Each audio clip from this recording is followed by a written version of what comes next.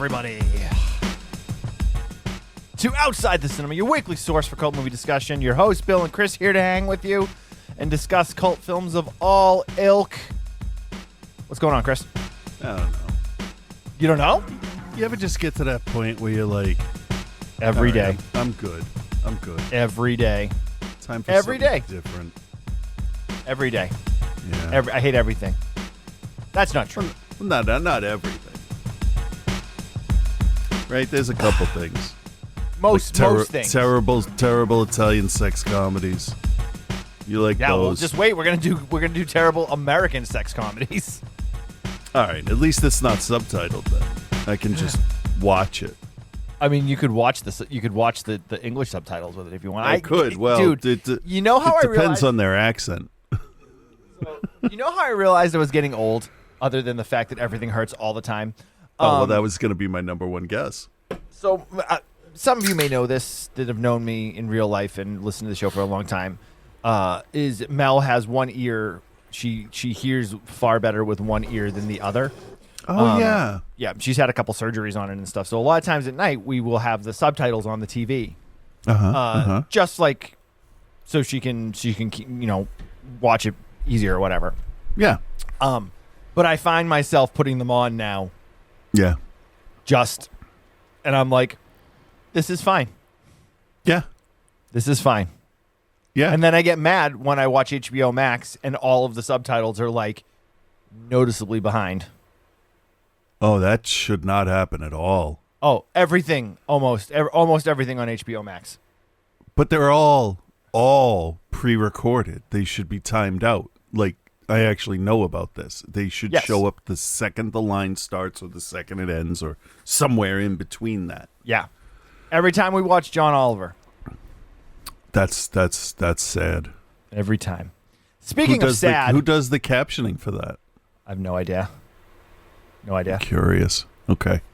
But speaking of sad, we've come to the end of Chris's month of picks. Yeah. Yeah, that was a thing. It was a thing. Yeah. So, but you force-fed me favorites this week. What are we covering this week? Oh, it's Return of the Living Dead, Part 2. The redeadening. I don't know why that's so funny to you. That one's called The Funnening. Yeah, sure. Okay. You have a weird sense of fun. The Adventures of Buckaroo Bonzai Across the Eighth Dimension. Cool. Monkey Boy. Cool. No, I know it's not. I know you don't give a shit. It's not that I don't give a shit. I mean, I give a shit. Don't get me wrong. But yeah, so Chris wanted to program the month. He was sick of all of the shit, and he was like, listen, my birthday's coming up. I want to program the month of April. Yeah. I didn't miss it yet, right? No, I missed it, didn't I? You missed what? Your birthday. Yeah, what's today? Wow, Today's I'm a the horrible 25th. friend. It was 20 days ago. Oh, my God. Wow. I didn't tell anybody. I'm 50. No, but I know when it is. That's the thing. When I say I know what it is, I know it's at the beginning of April. Right. Wow. I'm sorry, brother. I wasn't saying anything. It's like this is all the other numbers have been fine, but this one I think it's just such a large even number. It's half of 100. It's like, yeah. I mean, it's not every day you turn 73 years old. I know. Well, half of 100. As a lazy vampire. Now, if I was a lazy vampire, I'd be thin. So I don't know what I'm talking about. Anyway, what's going on? Nothing. Nothing at all. Nothing at all. Hey, if I may peddle junk for a minute, if you like physical media, like what I have in my hand right here, and you enjoy us, I made a movie a couple years ago called Survival of the Film Freaks.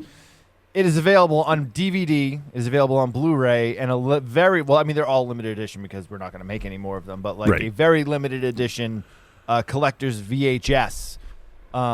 Currently in our store envy, which I believe it's either, I'm not prepared, it's either storeenvy.com/filmfreaks or filmfreaks.storeenvy.com.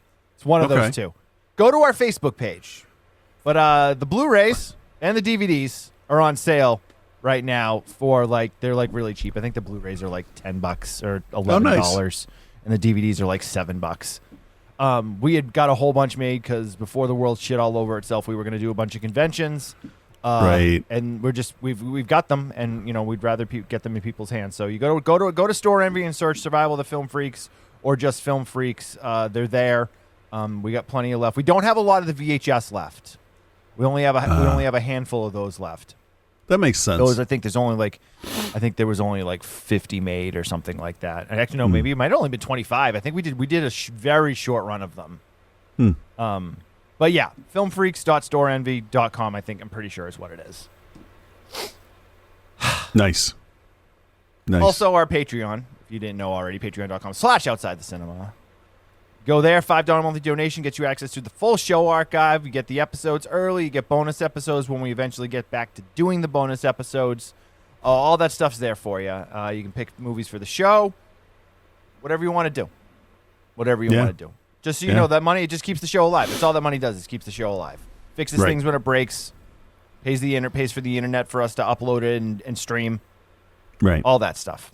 There are not, we do not have enough Patreons to do this for a living. No. I mean, we honestly, I think the show barely pays for itself. If you guys really want to know, but we have enough to keep it going. That's what matters. So it's self-sustaining, which is self-sustaining. Nice. Yeah, we don't there's this like weird like mindset of people that think that like if you have a Patreon that you're like, some people are making money. Oh, absolutely, yeah. Now, are we making money on our Patreon in terms of the physical, like there is money coming in on it? Yes. But that money literally goes right back into the show. Right. So there you have it. If you'd like to help out the show, if you like what we internet. do, if you'd like to support independent podcasting, that is the best and easiest way to do it. Yeah. Cool. Later on in the show, Joe will be here. He's been watching the Transfer series, and Reverend Scott will stop by to provide us with what we said wrong last week, I'm assuming. Yeah. But I mean, I feel like we got to kind of get into these here. Which film do you want to start with? These are two of your favorites. So let me ask you a quick question beforehand. Yeah. Okay. So we watched that Theranos documentary about the one on HBO, the weird woman. Yeah. Yep. And we watched I Love You Now Die about the what's her face with the texts that killed her boyfriend. Are you at all interested in the dramatization that I have started Hulu's watching, have been putting out? Yeah, I started watching The Dropout. I've watched, I think, the first 3 or 4 episodes. It's quite good. Is it? It's quite good, yeah. Because knowing everything that happens and seeing it like as a reenactment, I don't know. I got a good thrill out of both documentaries when they're like, but then this. And I'm like, oh, okay. So like I already know the twists and turns, and it's like, is it worth watching? I mean, I haven't started the Girl from Plainville yet, which is the Hulu dramatization of the text case, but I'm interested in it for sure. But The Dropout has been pretty good. Amanda Seyfried does a really good job. Oh yeah, from what I've seen, Elizabeth Holmes. Her imitation skills are on point.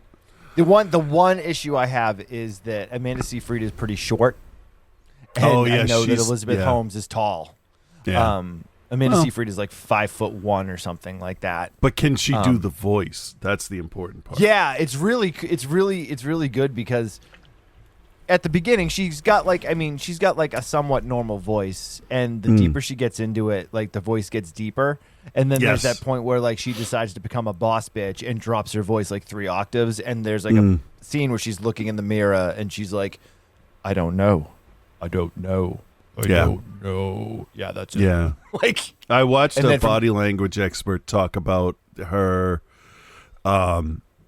voice and showing different examples of it. And it's basically what they figured was it was a person seeing that people with deeper voices have some more unspoken authority than other people. Well, there's somebody said something to her about how to be a better boss, and something about being more authoritative and like Okay. basically was like, sometimes you need to fire people, like because she started off very like, that's I think the most fascinating thing about that story is how like she legitimately had the best of intentions with everything that she wanted to do, and she became super super successful based on her idea, and the idea is really brilliant. It's just not something that can actually get done in the way that she wanted it to.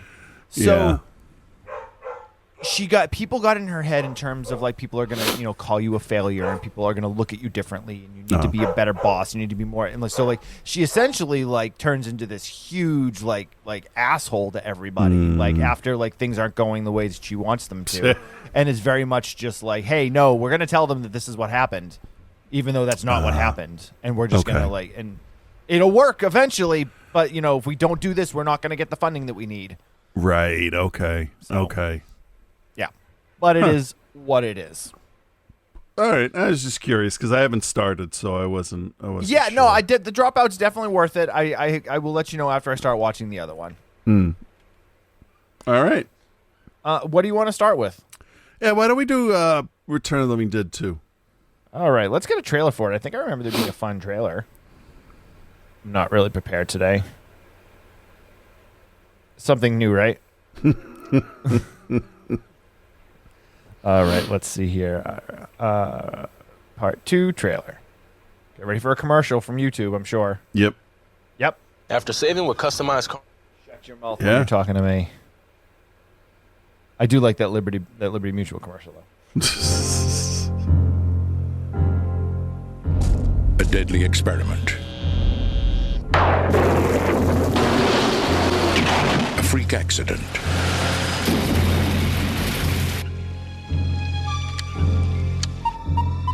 A secret that will be carried to the grave as the horror classic is reborn. Return of the Living Dead, Part 2. Jesse will be the first to know. Billy will be the first to go. We've got to get out of here, get to a phone. 7 of the living against an army of the dead, starved for life.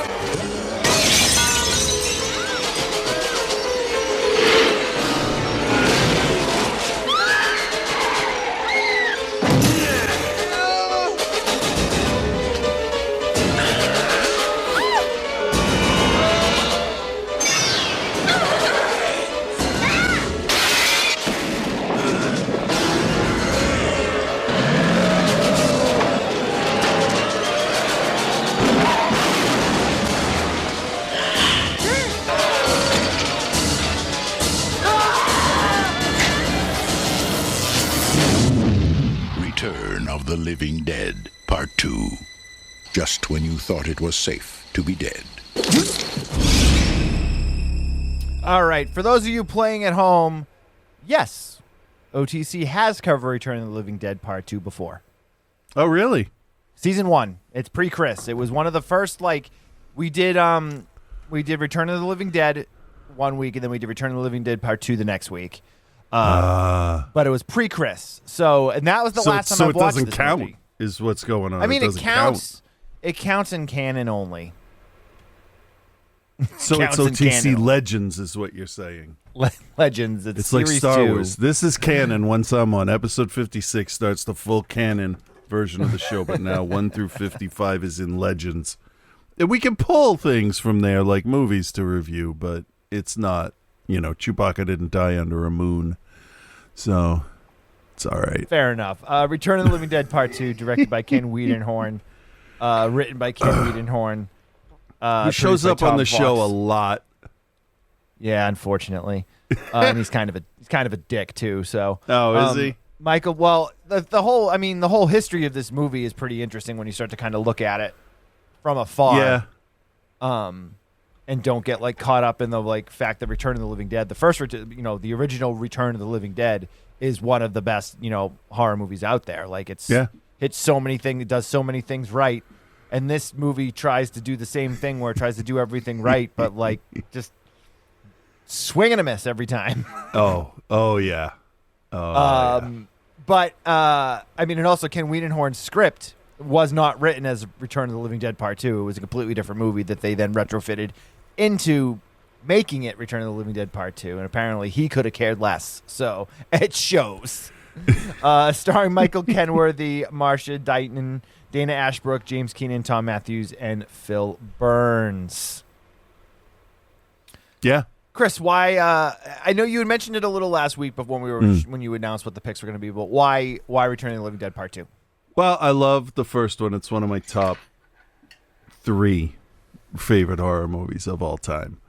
And this one's it's a weird one. It feels like they wanted to go like an Evil Dead 2 kind of way, where like, all right, we'll remake this. We'll have better makeup effects and special effects, but we should make it funnier, is what it feels like.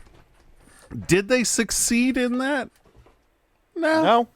It's not funnier. It is more slapstick, though. There are definitely more points at certain points. There are definitely more comic beats than the first one is more of like a tragic comedy of errors. There are funny elements, but like even in a drama you can have comedy stuff, but I don't know. It just the first one works. Whatever twisted way the comedy is infused into the horror. It just like I said, okay, kids, we got 2 movies to watch this week because now they're watching them with me, and I'm like, all right, remember how Return of the Living Dead was a horror comedy and the horror came first? I said this is the opposite. This is a comedy horror. This is supposed to be funny before anything else. And they're like, all right. What was my point? I don't know. Okay. That's plot to me, of this one, me, that's the big difference. Yeah, so the plot of this one, you have a military truck that's transporting these barrels of trioxin. One breaks loose and falls because the guys for the army apparently are smoking weed while they're driving the truck because, that's probably a thing, right? It is. But also, I love how the smoking weed is responsible and not the fact that, Private Joker didn't secure the load in the back of the truck. Well, he didn't secure the load in the back of the truck because he was high on the weed. We got high on the weed after. Dude, he was blowing weed all day. All day. I can't argue with blowing weed. I can't. No. Blowing weed is the thing to do. Anyway, so the next morning we have preteens Johnny and Billy. Jesse is their kid they like to pick on, but they want to put him in his group, but they put him in their club, but it's really just so they can pick on him. Yeah. They bring him to this old mausoleum where they're gonna lock him in there, and he breaks loose. Runs into a storm drain where they stumble across the barrel that had fallen off the truck the night before. Yes. They start messing around with it, and they see that there's a corpse inside of it that's moving. So they take off. Right. After turning the whole. Yeah. But Johnny and Billy come back because they're gonna fuck with it because that's what kids do. Yeah, I would go back. No, absolutely. No judgment there. No. I bring a phone, a video camera, whatever. I mean, this was 89, so 88. Sorry, so. Yep. So they mess around with it. They break the little keypad open, and it opens itself up, and it blows all this green smoke into their faces, and they immediately start coughing and get very sick. Now, this is probably the only time I could say this movie made a big mistake. Okay. Once the mist came out, once the trioxin came out of the barrel, they should have followed the example of the first movie, and they should have shown the stuff creeping through. They should have splashed the title across the screen in that splattered red font, and then just ended on, do the same opening so it's the same thing. Because I like that theme song. And also, it doesn't have to be very long. You could show it creeping down the waterfall, whatever. Yeah, I mean, everything about the music with this movie's a miss. And did we watch the version with the original soundtrack, or did we watch the one that had the altered soundtrack? I think I have the original soundtrack one. Okay. So there was a lot of, when this was released on DVD originally back in 2004, it had a heavily altered soundtrack to it. And I think everybody can agree with us that the original Return of the Living Dead, one of the high points of it was a really kick-ass soundtrack. Yes. Great bands, great songs, drove the film forward. This film lacks all of that. Oh yeah. I mean, 100%. Completely. They try to do the same thing, but like they don't have any good music for it. So nah, you get 2 Anthrax songs, and Zodiac Mind Warp and the Love Reaction. I mean, but the Anthrax songs are so quick that you don't even recognize them unless you're like listening for them. Yeah, and you get a little bit of a Robert Palmer song, which I thought was really a strange choice. Yep. But whatever. So Jesse runs home to tell his sister Lucy about the whole thing with the smoke and the zombies and all that stuff. Because they locked him into forgot to mention that they had locked Jesse into the mausoleum. Right. Then they went back and opened the barrel. So he was locked in the mausoleum, and then Tom Matthews and James Caron show up as grave robbers. They're not the same characters from the first film, but they might as well be the same characters from the first film. Right. And they do a lot of like nudge and like winks and like at the camera and stuff. Funny story. If you ever go to a horror convention and Tom Matthews is there, ask him about this movie. Yeah, go ahead. And while you're at it, if Bruce Campbell's there, ask him about Bubba Hotep too. That's another story for another day. But yes, apparently, but you'll get the same reaction. Yeah, Tom Matthews not a fan of this flick. No. Took the paycheck and ran, and will fully admit it. Yeah. Which is also sort of a little bit endearing to me, because the special effects in this are actually pretty good. Yeah. And it's like they're the only ones that tried. Maybe. So Jesse's locked in the mausoleum. The smoke is now creeping. The rain is starting to fall.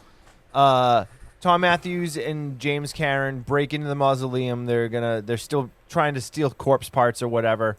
And Jesse runs out of there. Skulls. Yes. Because so it would be Jesse dishonest if they hadn't been buried first. This is true. Runs out of there, runs home, tries to tell his sister about the zombie uprising, and obviously she's not going to listen, because why would she? Right. I also want to know where they live when the cable repairman comes out at 7 o'clock at night or whatever it is. Well, I mean, that was the early days of cable, and that was a new development that was being built, so it's possible it was better to do the work at night there. Or it didn't matter, right? Because if nobody's living there, but then those people are living there. I don't know, maybe it's because cable was new, they were sucking everybody's dick. Maybe. So Jesse is able to sneak out of the house after his sister tells him to stay there, but he goes to Billy's house and wants to tell him what's going on, but he is falling very ill. So he makes up an excuse about having to tell his mother tells his mother that he has to give him his homework or whatever. Right. And then he sees him like coughing, and Billy's just a dick anyway. Like that's the whole like thing. Is Billy's a dick. Yeah. And he's like, if you tell anyone about what we found, I'll kill you. And then it's like, well, dude, you're done. It's basically the same opening, except the one that gets the face full of stuff this time, you really want to see die. In the other one, you don't really want to see him die, but you're like, yeah, I get it. Yeah. He was just dumb enough where you're like, yeah, I mean, it says don't fuck with it, and you fucked with it, so there you go. Yeah. I mean, I don't need to go through this point by point, right? No. The zombies come up, they run away from everybody.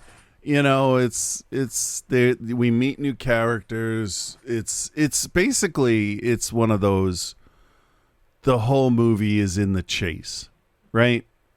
Because you know they're going to figure out a way to get safe at some point, and like with all zombie movies. And then how's it going to end? Oh, I don't know. How'd the first one end? Let's see how the second one ends. And then you see if that's what happens. Right? Yeah, essentially. So here's the thing. So without going through the whole movie point by point, obviously we get a lot of zombies. I have issues with the effects. Not so much the the way they look, but some of the decisions that are made. Like there's that one zombie that's got like, I don't know, like weird little snakes coming out of her face or something. Like, what is that? It's supposed to be fat, wriggly worms. No. Well, I mean, it is, but it doesn't come off that way. No. She looks like what was the Star Wars character in Jabba's palace that has the like things on the face, or is it Mos Eisley? Are you thinking of Squidhead? Maybe. What's his face there? Yeah. His name's Tessic. Yeah. You know what I mean though. Like it looks more like that. It looked more like a part of the original human body. Yeah. Yes. So I mean, like, you got a bunch of characters in this. I mean, obviously everyone's fodder to just like slowly be killed off or whatever. You know, Tom Matthews and James Caan, they're both fun, but like you can totally tell that they're mailing it in this. Yeah. James Caan is just squealing away because he's, you know, like thinking it's all his fault and he's being judged, and then Tom Matthews' girlfriend is like trying to figure it's just, she was the only one that took this whole movie seriously, I think. I think so too. And she was the main girlfriend in Killer Clowns from Outer Space. So she is fun. I do like seeing her in movies, and she was in a lot of stuff when we were growing up. Yeah. I mean, my issues with this movie stem from the fact that it just fucking tries too hard, but like in the most lazy way possible, if that makes sense. Yeah, no, I can't argue any of that with you, really. Like, but you know what I mean, though. Like, they're trying. Yeah. But only so much. Yeah, well, because there's only that much money. You paid me this much money, and I'll try this much. I mean, that's how it works, right? If you pay somebody a certain amount at work and you want them to do more, don't you have to pay them more? Or provide a better service or whatever it is you want to do? Well, they wasted a huge chunk of their budget on the hand-drawn electricity. Yeah, that was $50,000, right? Like $50,000 to hand-draw the electricity lines on the negatives. Yeah. Like Godzilla style, though. I'll give him credit for that. Yeah. And I think its other major issue is in its tone. If you're going to be slapstick, go slapstick. Yeah. Don't pick and choose your points where you want to be like a hard, like scary horror movie, and then throw a Michael Jackson impersonator zombie into your movie randomly. Yeah, that's the one thing I don't like, is that that was too much of like a pop culture reference. It was too on the nose. But apparently, too, I don't know if you read it, but that was an on-the-day decision. You know what that was? One of the key grips showed up wearing a Thriller jacket. Yeah, yeah. And they were like, hey, I got an idea. Exactly. Yeah, put a different wig on this guy, give him the jacket, make him dance in front of the camera. I mean, at that point, they'd gone full slapstick. So. Yeah. And then, like, other things, just like, because you know me, once I start to get down on something, then I start to split hairs. Yeah. Like the decapitated head talking away. And they're like, well, I mean, you had a half corpse in the first one. Yeah, you did. The lungs definitely don't work. So, I think the thing for me, and I had it in my head and I just totally lost it. It was going to be the one that's just a bit too far. But I'll remember it. But not right now. From too far from this movie? Yes. I mean, if there's any number of things that it could be. Well, okay, so I went and saw this. I was working at the theater that this was playing at, so it's one of the early ones that I remember from the beginning of my theater career, which I don't have anymore. And I watched this a lot, and I don't know if it was the people I was working with and the fun I was having, or the fact that it's thematically the opposite of the first movie, but sort of like a remake at the same time. I don't know. It was just kind of like one of those, oh, this is the alternate reality version where everything's funny. Right. So I mean, for me... Yeah. I'm sorry, continue. Oh, I was going to say, so sometimes I'm in the mood for A lot of times I'm in the mood for the original.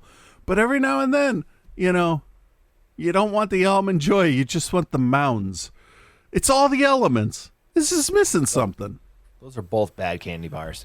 Yeah, but if it's free on Halloween, it's fine. So for me, it's funny watching this movie now in 2022, in my 40s, as opposed to when I watched it when I was like 13 or whatever, and I rented it from the video store and remembered loving it. And then when I watched it again early on in the show, not nearly being as enamored with it, and then watching it this time, being like, yeah, I think this movie sucks because I just can't get on board especially when I find out things about the production and that Ken Wiedenhorn is not a fan of the horror genre, didn't want to work on a horror movie. Right.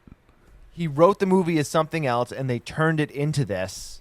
And then the stories of how he just didn't care. That's what I'm curious about. Like, how far away from a horror movie was this?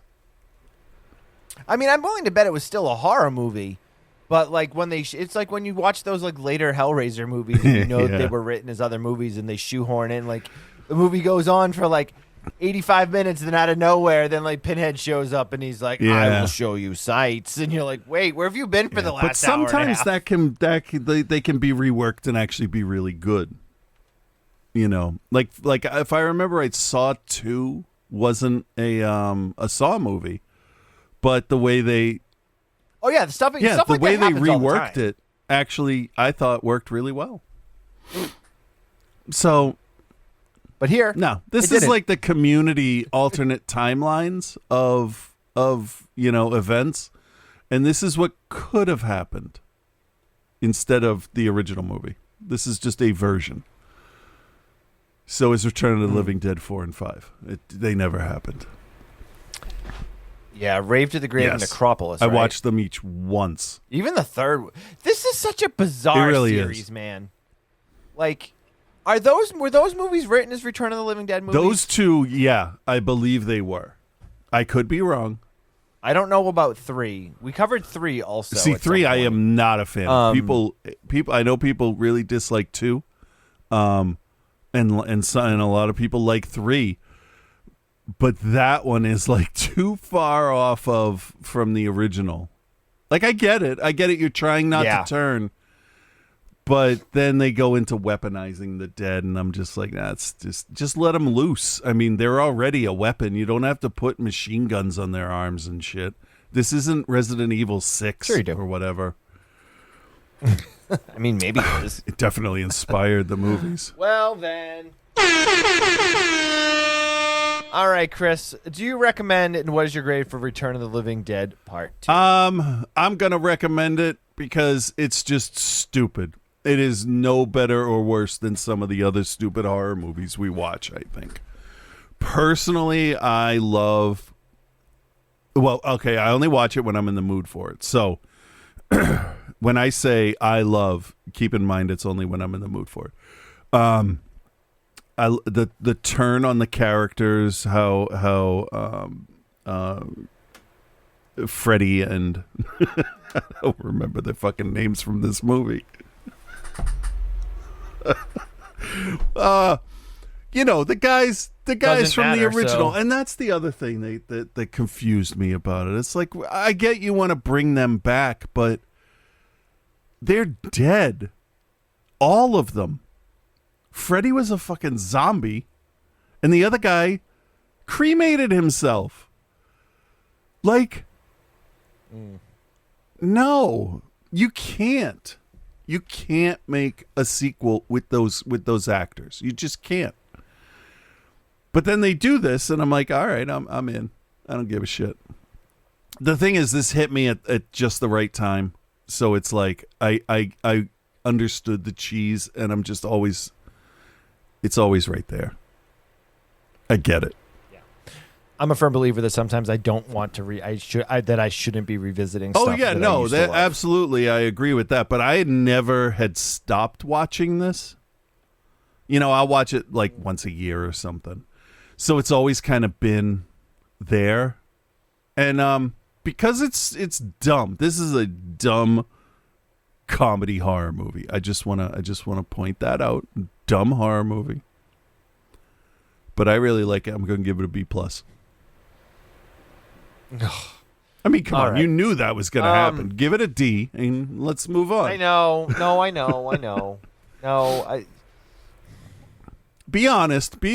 I'm a firm believer that... Okay. Oh, I am. I mean, I'm a firm believer that when I first saw this movie and I loved it, it was because I hadn't seen nearly the amount of movies that I've now seen in 2022.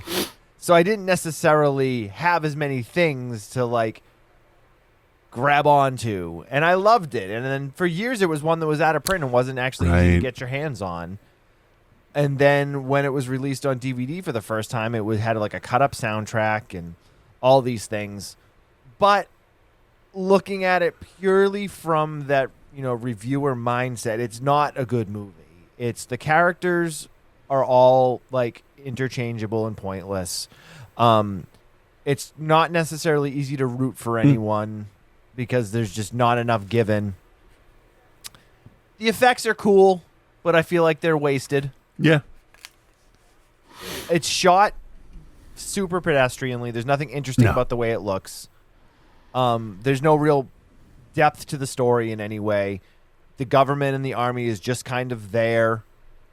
We know that they've quarantined the town, but like there's no more to it than that. So I can't recommend it. I can't. It's not good. It's a frustrating movie because as I watch it, I'm like, yes, this worked so well in the original. Why is it falling so flat now? Maybe caring about the project actually and the tone helps. Yeah, and the tone. The tone's all over the place. 1 minute it's a straight up horror movie, the next minute it's a slapstick comedy. D.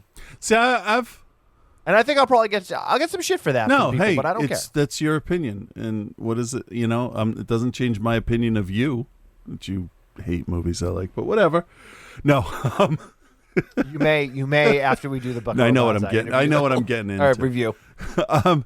The thing is, like, I knew about the stuff behind the scenes, and actors make movies they don't want to make all the time. Keanu Reeves got tricked into making a movie because somebody signed his name on something and forged his signature. So this one, I've liked it since I was littler. I get smaller in volume, I guess is a better way to put it. Let's just say younger. And you've liked it since you were younger. And there's some movies where the behind the scenes stuff isn't really ever going to affect me unless it's like, Amber Heard taking a shit on somebody's bed. So, I mean, the reason why it affects me is because it makes my issues that I already have with it more glaring. I mean, I can't argue any of that, honestly. That's fair. I choose to ignore it. Nobody did anything illegal. So I can ignore what happened. Hey, that we know of. There's still time. That we know there's of. Still time. Still time. Okay, let us move on to Adventures of Buckaroo Bonzai Across the Eighth Dimension. Right? That's the proper title. Okay. I know you don't care. Let's finish take a it. listen to a trailer. I mean, this is a movie, dude. This is a movie that you have talked about incessantly for the last 13 years of the show or whatever it is you've been on it. Ridiculous. Here we go. Adventures of Buckaroo Bonzai.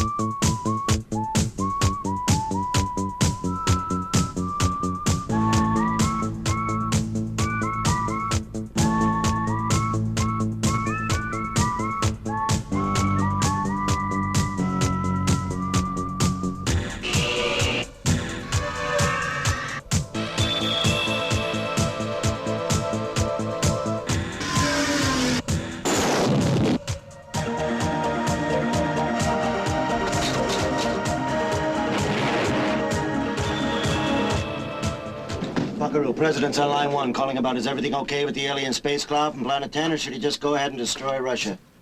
Tell him yes on 1 and no on 2.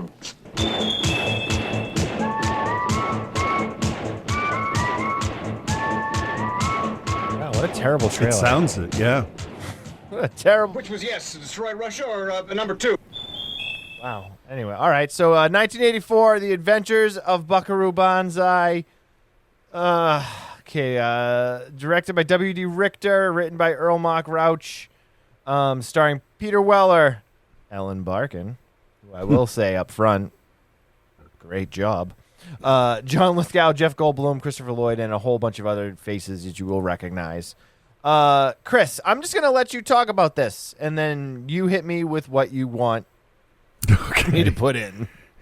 Or where you would like me to add. All right, so what we have is a movie about basically what ends up being a fictional superhero. He's like Doc Savage or who the fuck else is like those people? Like, I mean, Sergeant Tony Rock, Stark. Tony Stark. Yeah. Rusty Venture, his dad from the Venture Brothers. The like titans of industry or jack of all trades, Renaissance man. That's what he is. Buckaroo is a Renaissance man. He is a surgeon, a theoretical physicist, a musician. He's half Japanese and half American. And what he does in the beginning of the movie is drives through a mountain using a device like this, huh? See? This is my... You're so pixely that I can't even tell what Oh, really? You can't what make that is. Kind of. Oh. It's, no. I made my own oscillation overthruster.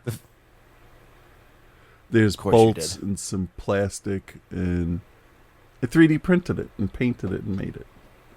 So I have one on my shelf. If it wasn't so pixely, I would probably be a lot more impressed. So he uses this device, which is it's a MacGuffin basically, and then he has a press conference about it, and basically what he ends up doing is traveling to another dimension, and bringing back a life form from that other dimension, which looks like a poisonous suckery brain attached to the bottom of his jet truck.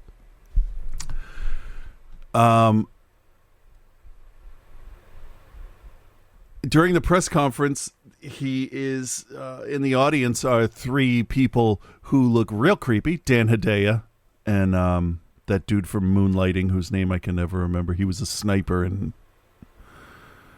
Death to Smoochie. He's also in Last Action Hero. Yeah. So, basically, they want the overthruster, and their leader, Lord John Worfen, is in a mental institute, and he sees the press conference and he breaks out, using a Buckaroo Bonzai video game and the electricity to electrocute the guard that just doesn't give a shit, and he snaps another dude's neck, and he's out because he is part. Fuck now, because I'm talking about it out loud, I'm gonna get confused. There's red Lectroids and black Lectroids. And Lectroids are the aliens from the 8th dimension. So Worfen wants to go back because of I know you're getting bored. Because No, I'm not getting bored. because of an experiment I really was. that John Lithgow's character did, where he was possessed by Lord John Worfen, and he's created his own rudimentary oscillation overthruster, but he wants the real one so that they can go back to Planet 10. And when are they going to go back to Planet 10? Real soon. So, one of my favorite jokes in the whole thing. So, it's basically that. It is stopping the Lectroids from returning to Planet 10 under pain of death from the other Lectroid faction. And it's that kind of thing. Buckaroo runs across Penny Pretty, who is the twin sister of his dead wife. And really, this whole thing plays off as like a 50s serial with newer sci-fi ideas. You got the Cold War with Russia. Yakov Smirnov's in there. There's a little bit of Cold War play. And it was my first experience with what I would call like surrealist or absurdist comedy, because there's some really weird stuff in here. But I honestly feel that the world building that was done from the get-go was pretty good. It sucked me right in. So I don't want to give away too much of the plot. That's the whole plot, basically. Stop the Lectroids, or Earth is destroyed. What they would actually do is fire a beam into Russia that would look like a first strike from the United States. So they would actually trick Russia into starting World War III. That's the threat. And in the 80s, that was a legitimate threat from an alien race if they were real. Right? So... yeah. I mean, hell, it's a legitimate threat right now. Well, no, there's no such thing as Jewish space lasers, so it's fine. Fair. I mean, that's the basic plot, and really, it's just a chase movie, more or less. You know, it's a beat the clock kind of thing. So, why don't you just tell me what you think about it?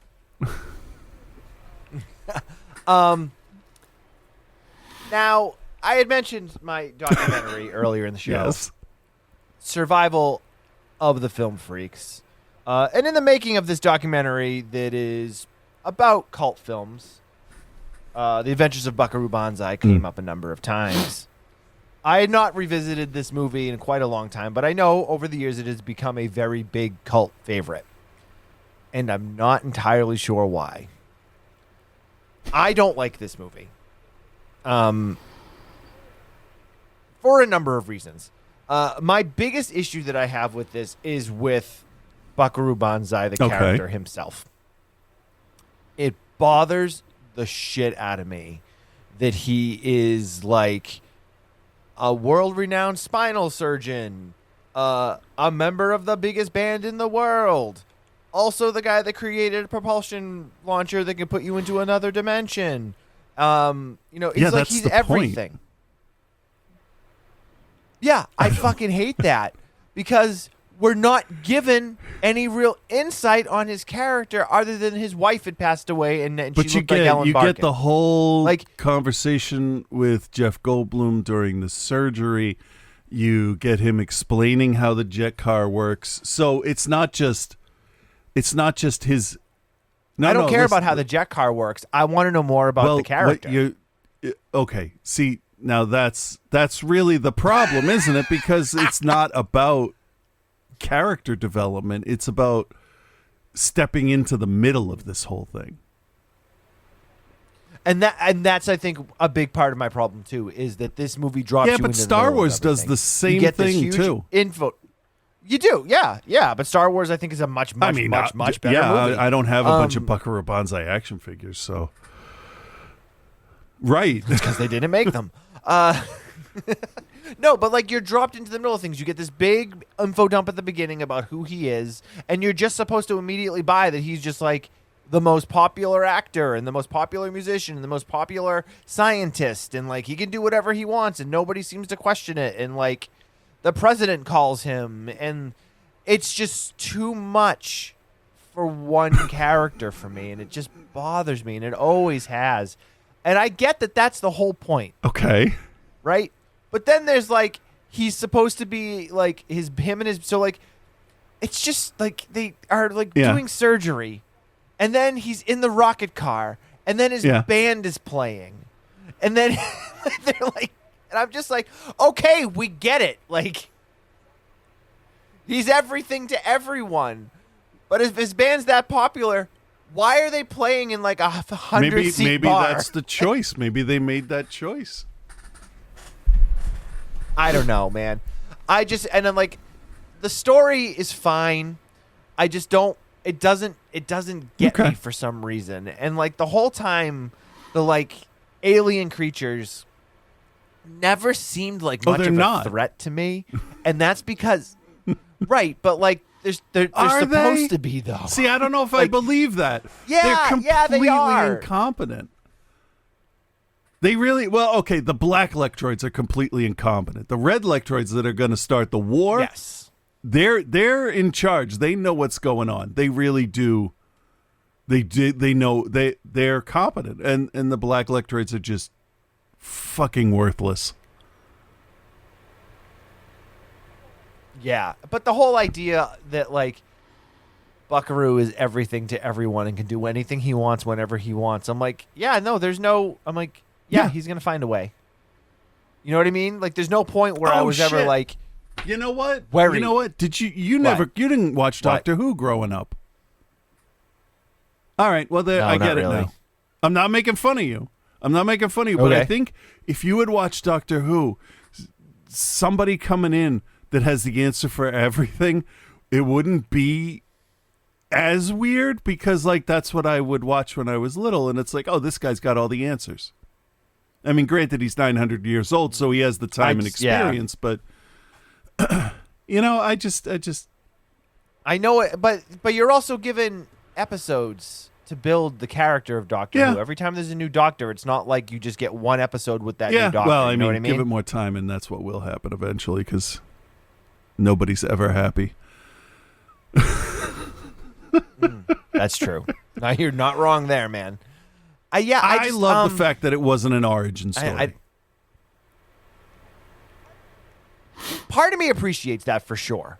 But then I'm like, wait, I want an origin story. I don't want just Buckaroo Bonzai was born to, you know, a Japanese mother and a white father, and then like he was brilliant from birth and just didn't, you know, want the shackles of society, so he decided to study this and study that and study this. And I'm like, okay, I get it. The guy's awesome. But also, I feel like Weller in this movie is a black hole of emotion.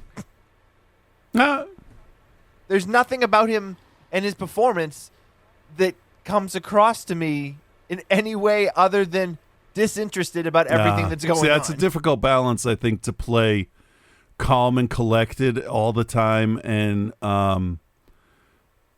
totally disinterested. They do come off the same if you're not.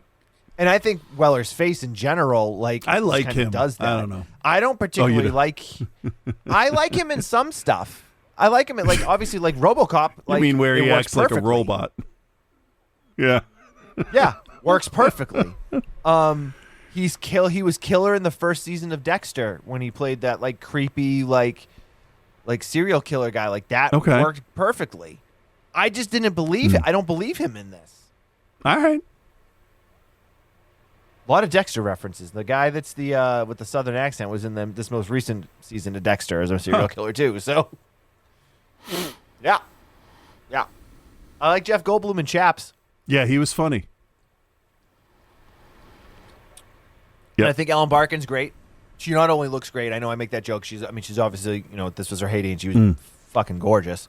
But like, she plays the role well enough. Like, you question like what's going on with her. Plays great damsel in distress, but also seems strong enough to be able to handle her shit when she needs to. Christopher Lloyd is great in the little bit that we get to see him. But overall, I'm just like, I don't. It's Bonzai. He's the problem for me. Like everything, I think everything else actually could probably fall into place, but I can't get behind him, man. I can't change your mind. I know that. So it's fair. I'm not trying very at all. hard.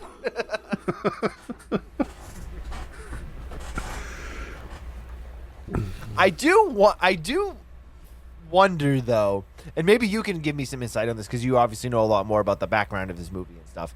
The closing sequence bothers me so much when they're like walking through the river, the empty, you know, concrete riverbeds of LA, and like he walks out, and then like another member of the band walks out, and then like another one walks out, and then Ellen Barkin walks out, and then like all the people are walking to this like weird, silly synthy song. Like, I know. I don't. And like they're just like walking, and then they, you know, Buckaroo Bonzai will return in the next chapter or whatever. Like, Like, it's very ballsy to put that at the end of your movie. Like, and then, like, the sequel never gets made. What was the deal going on? I think they wanted to, and then it didn't make any money. It was too absurdist, I think, for a mainstream audience. A little too surreal.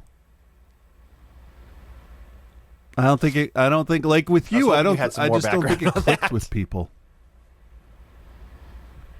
And the thing too is I find it interesting because I can usually click with stuff like this. Like normally I can get down. I don't know, man. No, it's not a movie that's made that it's not for everybody. No, but I mean, like I said, there's a lot of people that love this movie. It has become a big midnight cult flick over the years. And Weller will do conventions and he'll do talks and stuff on it, and it's one of the ones I'm sure outside of RoboCop that he probably gets asked about the most. Yeah. But yeah, I don't know. What else do you want to add about it before we grade it?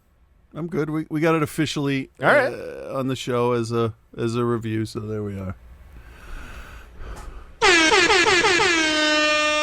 Well, all right, Chris, how much do you recommend The Adventures of Buckaroo Banzai? Yeah, I'll let this movie end friendships. I'll recommend this to everybody.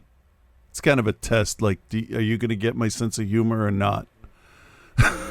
So, I know you don't get my sense of humor, and that's fine. So, I know. I get your sense of humor. That's fair. I just don't like it. So, yeah, of course, I'm going to recommend this. I watch it probably a couple times a year. It's an A. This is one of my top 10 favorite movies of all time. Okay. Yeah. I get it.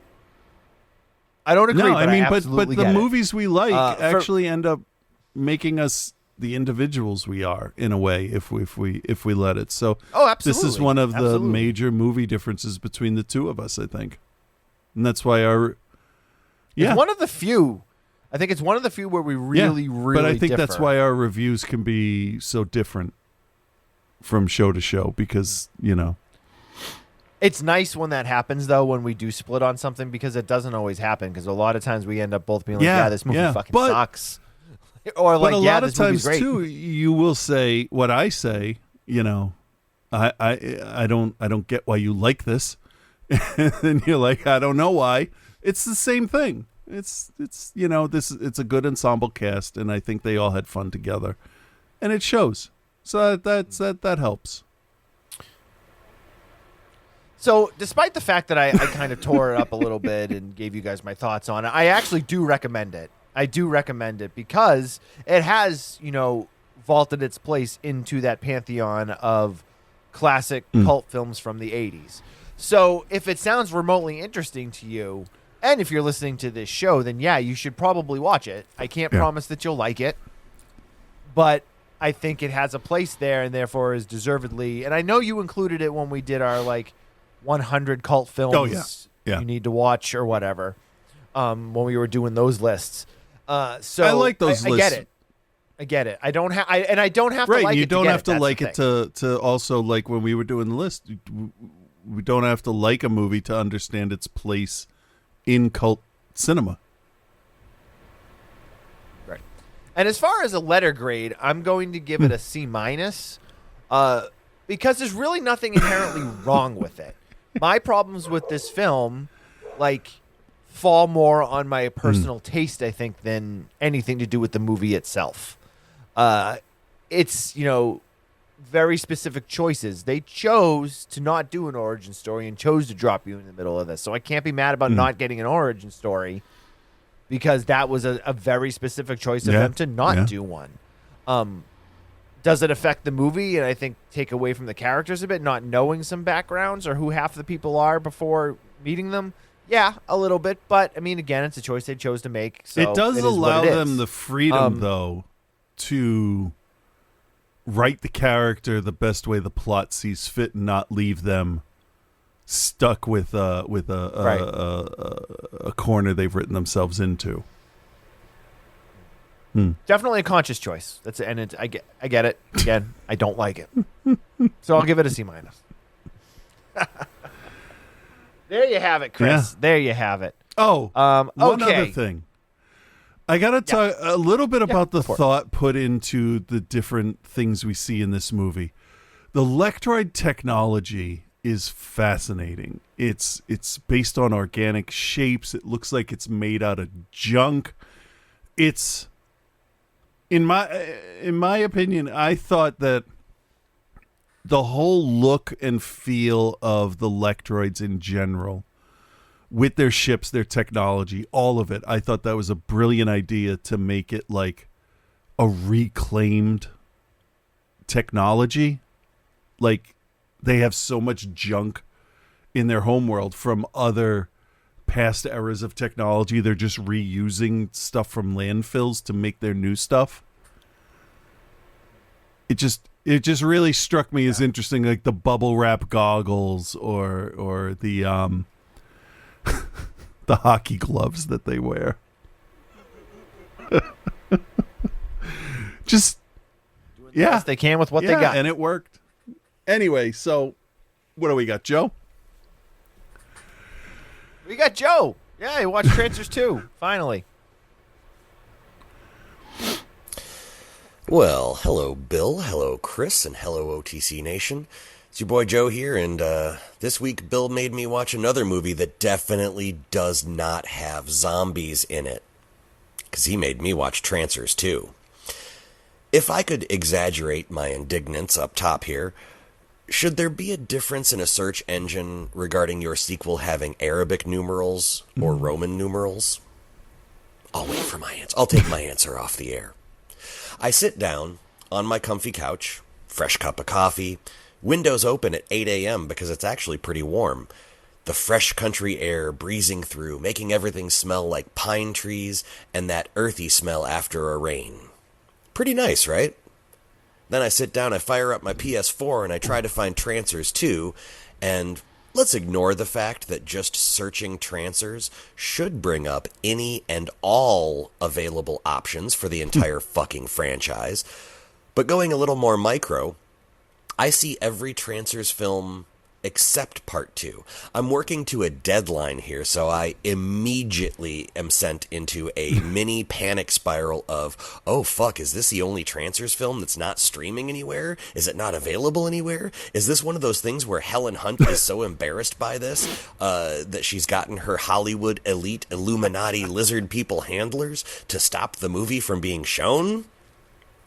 That was a joke. I don't believe in any of that Alex Jones bullshit. Regardless, I had to search for Trancers II to get it to show up. Turns out that it's just that Charles Band knows that Trancers 2 is widely viewed as the best in the series, and so the only way you can watch it is by subscribing to the painfully niche Full Moon streaming service. That's not true, Joe. I'm pausing him. You can watch it on Pluto TV. It's on the on-demand on Pluto TV in the U.S. So, there you go. Got you through your money away. $99 on Amazon to rent it. Well, Mr. Band, I say this as a long-time Full Moon mark, but also as a pragmatic adult. Good luck with your streaming service, and enjoy however much of my $6 Amazon slides your way. I'm guessing it's pretty small, because Jeff Bezos absolutely needs a 17th mega yacht. But we're not here to talk about how Charles Band and Jeff Bezos can eat my asshole. We're here to talk about Tim Thomerson hamming it up to precisely the right degree as 40s noir detective from the distant future, Jack Death, as he hunts and is hunted by... Again, they avoid the word zombie like I avoid running my face through my table saw. They're Trancers. Here's an interesting tidbit. David Dakota was a line producer on this movie. Oh, man. By the time this was made, he had already directed Creepazoids, Dream Maniac, Dr. Alien, and Sorority Babes and the Slimeball Bolorama. So, all I'm saying is I think I know what kind of lines he was producing here. Sniff, sniff. It was the early 90s in Los Angeles. Sniff, sniffle. Sniffle. So Jack Death and Helen Hunt. I'm sorry, I just impugned David Dakota there. That was just for a joke. I don't know what David Dakota does to get by.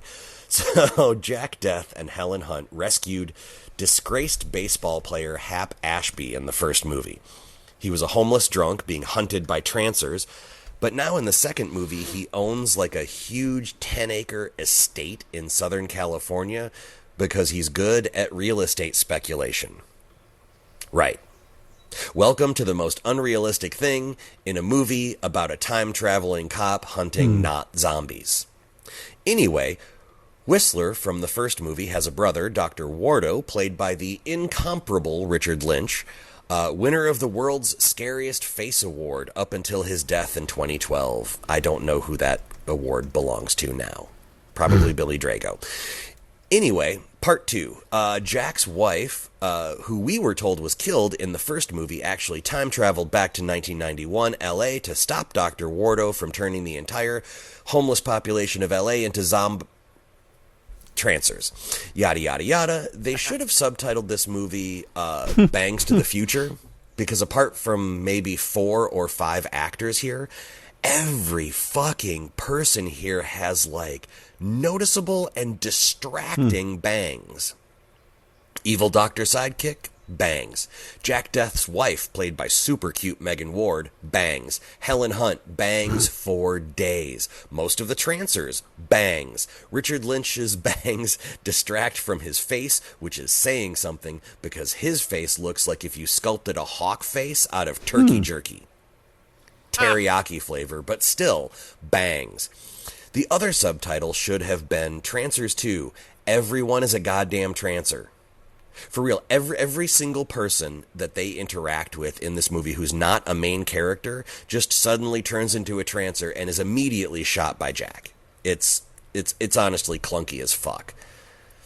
The story is pretty much like the first one.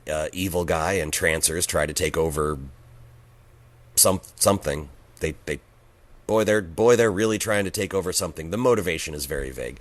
The only difference this time is the addition of Jack's dead wife being alive and causing just a 80s sitcom-esque B-story where Jack is trying to negotiate not only fighting a growing army of trancers, but his present-day wife and his future wife, and come and knock on our door. We've been waiting for you. But I was not waiting for this B-story to dominate the whole goddamn movie. It's the weak link in an otherwise enjoyable flick. Feels pointless to mention how this all works out because you've probably either seen this already, but also, while a good movie and a fun movie, it is a little generic in its story, which feels weird, but I'm betting that most of you listening to this could guess how this story plays out and get it at least 80% right. Here's the thing. The good. Again, we get a pretty filled-out cast of character actors that you recognize and trust not to suck. I'm talking about Babs Crampton, I'm talking about Jeffrey Combs, obviously Richard Lynch I mentioned. It's chock full of really good people. Oh, and also Art LaFleur. I just feel at this point I should just keep mentioning Art LaFleur because he's great. The 40s detective sci-fi timey-wimey thing is still fun 2.5 movies in, which is honestly surprising. The bad. $6? Really? Alright, Trancers was, I'll say it was as good as the first Trancers, so we'll give it, I don't remember what I gave Trancers, I think I gave it an A or an A-, but we'll go with that, and next week I'll be back with Trancers 3. Until then, big deep breath, be good everyone. Alright, well Joe, let me tell you something. You need to get, if you don't have it, and this is not a sponsored post, but get the Just Watch app. Get yourself a nice little account on there, and you can search movies, and it'll tell you where you can get it.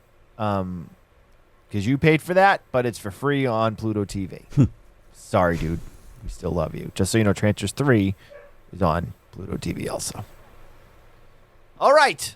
Speaking of Trancers 3, Scott's segment probably has nothing to do with it.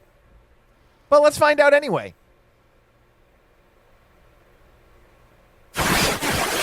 Yes. Those are the people that take that shit way too seriously. How many weirdos have we seen walking around horror movie conventions, like dressed as like I don't even know. But like it's bizarre that the guys that are the hardest of the hardcore fans are not the people that are gonna be dressed up at like the horror convention. Like our friends, like, you know, like the Trick or Treat Radio guys like Mars, like Michael Neal, like those guys, like they're not dressing up at these horror movie conventions.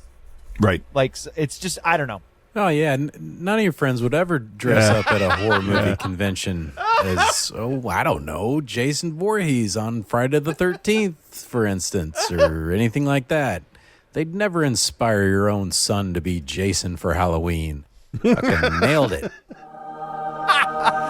Wow. Oh, man. Yeah, well, you know what? Fuck you, Scott. I'm kidding. Scott's Jason. If you've never seen Scott's Jason outfit, it's on another level. Holy shit. Yeah. With Reverend Scott. I wish my wife didn't think I was on drugs.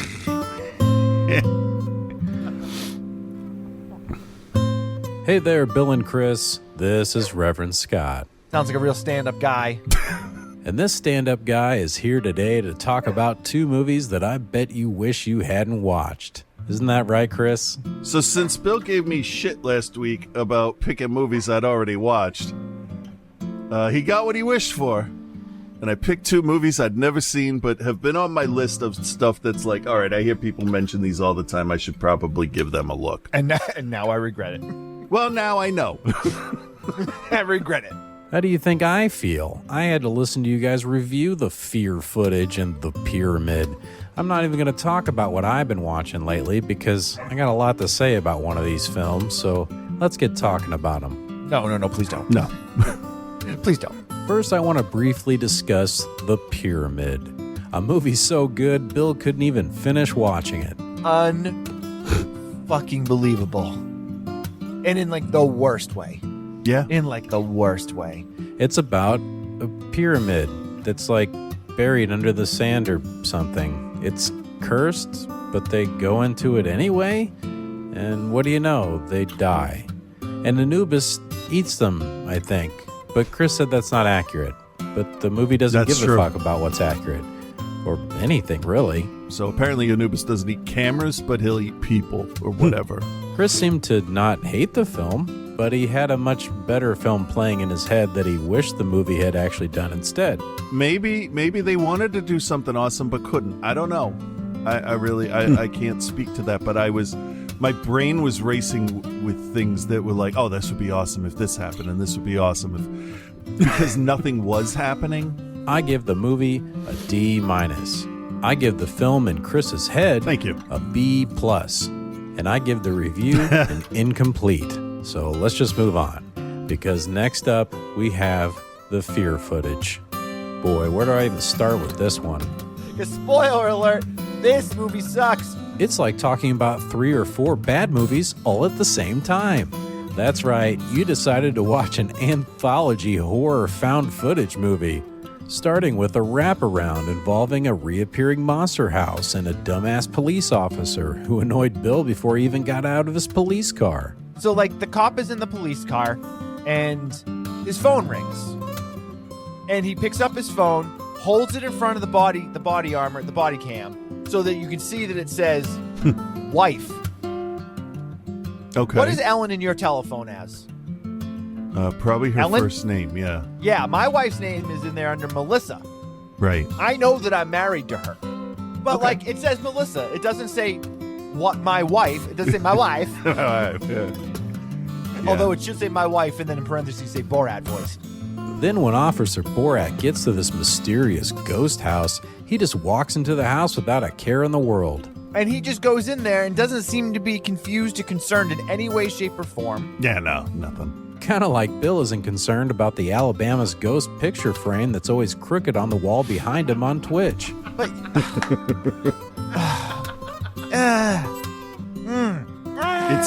And as Dippity Dipshit walks through the house without backup and without a clue, what do you know? He decides to watch a few videotapes he finds. He looks at the VCR. There's a tape in the VCR called The Fear Footage. Mm-hmm. So as the police officer, rather than finish securing the scene, yep, and then leaving the house and being like, hey, 10-4, there's a house here, but there's nobody here. Yeah. No, he puts the tape in and then pushes play. Yeah, as you do. Right. Because he's thinking, Well, if this is porn, I'm taking it. So right off the bat, you can tell we have quite the original horror found footage anthology concept here. As a police officer, he is touching everything. Yeah. And he's not wearing gloves. No. And he's not securing anything, and he's just touching everything. Yeah. Including the VCR. Multiple times. And when Officer Borat's not messing around with someone else's mysterious videotapes in a monster house, he's rifling through children's personal belongings, like a little girl's diary entries.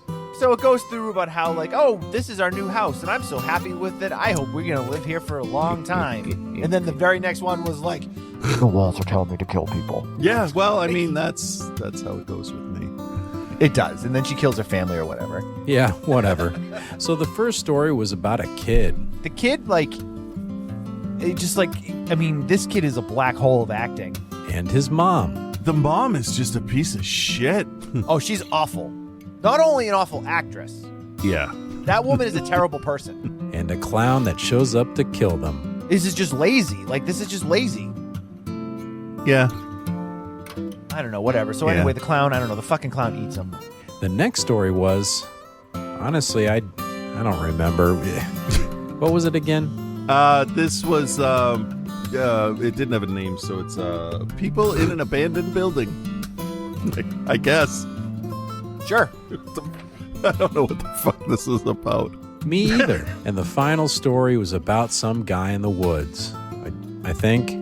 And I think he's writing the lyrics for a country song based on his life. My wife left me and took my daughter and told me I was on drugs again. And immediately I was like, yeah, because you sound like you're on drugs. That's all I remember, honestly.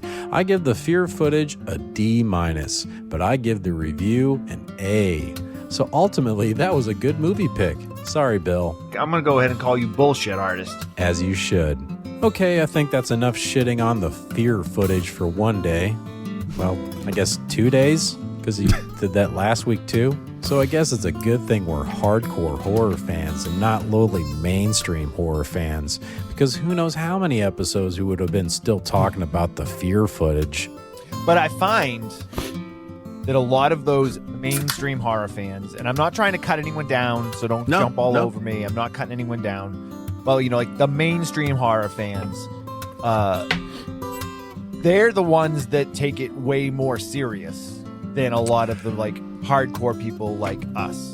I guess that's why you've been reviewing these movies for 14 years straight without missing a week, because you don't take it seriously. True. So make sure you tune in to Hardcore Horror Podcast Outside the Cinema next week, when Bill reluctantly has a birthday party for Chris.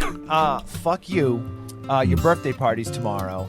I don't want to throw it. I don't want to be at it, and I hate my life. And it's in the morning. To fucking bed. Okay. But despite Bill's bad attitude, Big Daddy Chris expects Bill to deliver the best birthday party yet. I want to be proud of you, so make me proud, son. Screw you, Dad. I'm out of here. All that and so many other sons making Dad proud. But until then, peace and love, guys.